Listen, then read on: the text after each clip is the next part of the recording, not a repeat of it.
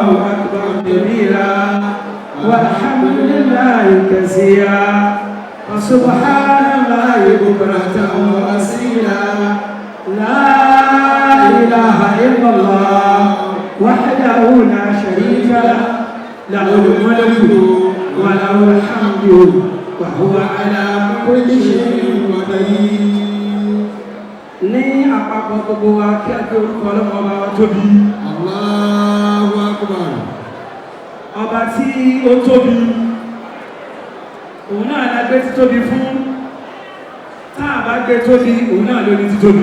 Allahu Akbar. Inú ìdùnnú àtayọ̀ láwa yìí. Bá a ṣe wà nínú ìdùnnú láàrin ara wa ń dílé ní, níṣẹ́ ló dàbí ìgbà tó dá sí pé ìdùnnú kárí gbogbo ayé. Àmọ́ fúnra Ọlọ́run ló darí ìdùnnú sọ́dọ̀ tiwa. Alhamdulillah. Hakimu lọ́lọ́run kì í ṣalábòsí ọba onídàájọ́ ni tó bá wù yọ wá fún kálukú. Hakimu ila al-arshi yaf'alu ma yasha. Ala abdihi fal-khaliqu Abdul Hakim. Ala abdihi fal-khaliqu Abdul Hakim. Ala abdihi. Ala abdihi fal-khaliqu Abdul Hakim. Ibi ní máa tẹ̀lé ẹ̀dá wọ ayé, kò sẹ́ni tí rẹ̀ máa tẹ̀lé wọ ayé. Wọ́n sọ pé ìkejì ọmọ òun náà níbi. Oníkálukú máa wá rí mọ́lẹ̀ pé kó má bàa bá òun lo ayé. Ire ọlọ́mọba ní máa bá ẹni tó bá fẹ́ fún wa. Ẹnìkan ò lè wá ire fúnra ẹ̀. Ire tá a jókòó ti lẹ́yìn lórí Alhaji wa Abdul Hakim.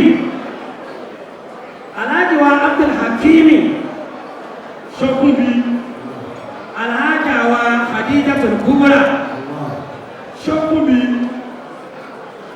ìdílé ìyàwó, ìdílé ọkọ, gbogbo ilé wa tí a jọ jókòó lẹ́nu, tá ń jẹ́ ẹni àpọ́nlé, àlùbáríkà tó wà lára wa, ibi tó tẹ̀lé wa wọlé ayé, ọba tó ní agbára ló bá wa rí mọ́lẹ̀ lókè ká ní àlùbáríkà wa. Hakimu ila al-arshi yaf'alu ma yasha. Gbogbo wa lápapọ̀ láwọn àjọ kí Ọlọ́run. Gbogbo wa lápapọ̀ lájọ yin Ọlọ́run. Látorí gbogbo ẹ̀yin lọ́balọ́ba tẹ̀wà níkàlẹ̀ náà láǹfààní àti máa dárúkọ ẹnìkọ̀ọ̀kan. Gbogbo ìdílé ìyàwó ìdílé ọkọ tó fi dé ọ̀dọ̀ àwọn bàbá wa tí wọ́n ń jẹ́ bàbá àdírí wa ní àlùjáàjì. Alhaji Abdulgani tó fi dọ́dọ̀ bàbá àlùjáàjì fúnra wọn. Alhaji Abdulgani Animashaun tó fi wá dọ́dọ̀ alálùbáríkà tó kárí ayé tí gbogbo èèyàn máa fẹ́ gbóhùn ẹnu wọn. Alhaji Abdulwasi K1 Ultimate. Gbogbo tẹ́lẹ̀ kọ̀ọ̀kan ní Hakimu ló mọ̀lẹ́ lọ́wọ́. Hakimu ila al-arshi yaf'alu ma yasha. Ọlọ́run ọba ló mú lẹ́kàlùkù lọ́wọ́, ẹni tó bá mú fún ní máa rí. Fàdà ábùdó ábùdó. Wọ́n ní tùmọ̀ dọ́jú alẹ́. Àmín. Gbogbo lápapọ̀ ní àwùjọ pé Ọlọ́run á fi ayẹ́sọ̀ kù sí ìkí Ọlọ́run. Bismillahirrahmanirrahim. Bismillahirrahmanirrahim. Níbi tí gbogbo wa bá wà, ìkí Ọlọ́run ọba òun ló ṣe pàtàkì. Kọ́níkàlùkù gbé ọwọ́ lé igbá ìyá rẹ̀. Insha Allah. A pe orúkọ Ọlọ́run ní ìgbà mẹ́ta.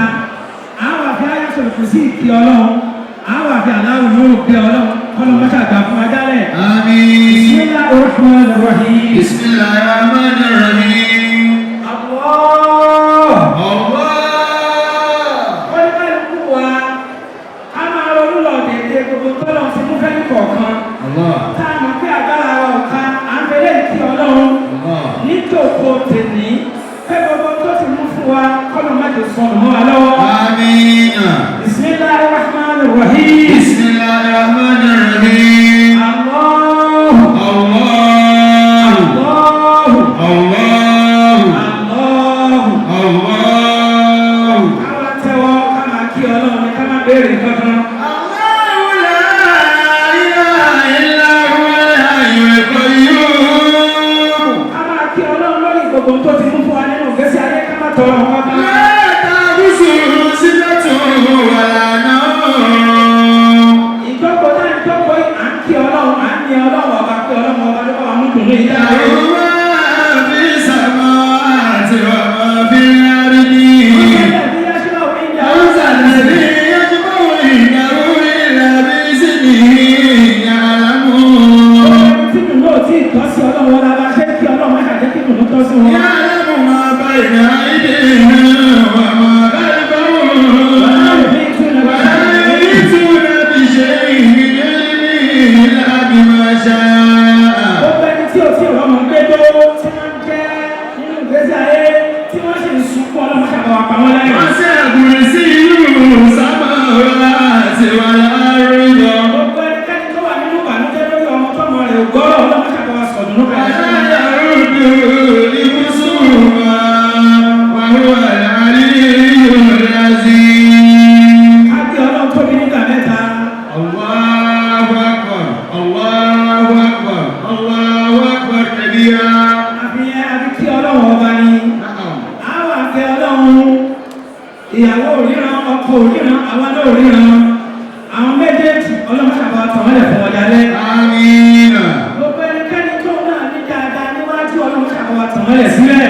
آمين. Gbogbo ẹni tí bá wọn ṣẹ̀dùnú èèyàn máa rò káàsì kí lágbára ẹ̀ kápọ́jú èèyàn dún àìmọye èèyàn ló gbé owó tọ́lọ̀ wọn bọ̀ gbé ìdùnnú kan lọ́dọ̀ ẹ̀. الله. Gbogbo ẹni tó bẹ́ẹ̀ ṣẹ̀dùnú láyé sí máa bá wọn dúró tí ò tí ì rí dùnú ọlọ́mọ ṣàṣọ̀dùnú kalẹ̀ fún wa. آمين. Èyí tí a wá ṣe yìí àdúrà tẹnìkọ̀ọ̀kan fún ara ẹ̀ ní lóòótọ́ àwọn aláàjọ Abdulhakeem àti aláàjà wa àwọn ni wọ́n pè wá àwọn tẹnìkọ̀ọ̀kan lónìí. الله.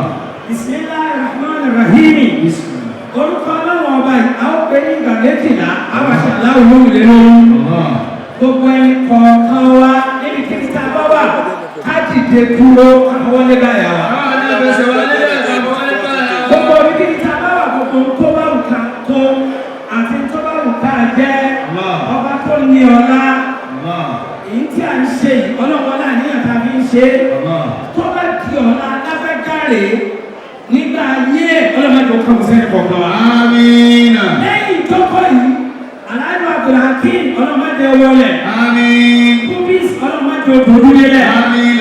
ọlọ́gbàrá ọlọ́wọ́ آمين. àti ilé ìyàwó àti ilé ọkọ̀ ọlọ́mọdé agbóhùnlẹ̀ àti gbogbo ìwà tá a bá bá wọn ṣe lápapọ̀. آمين. Bismillahir Rahmanir Rahim. بسم الله الرحمن الرحيم. Allah. الله. Allah. الله. Allah.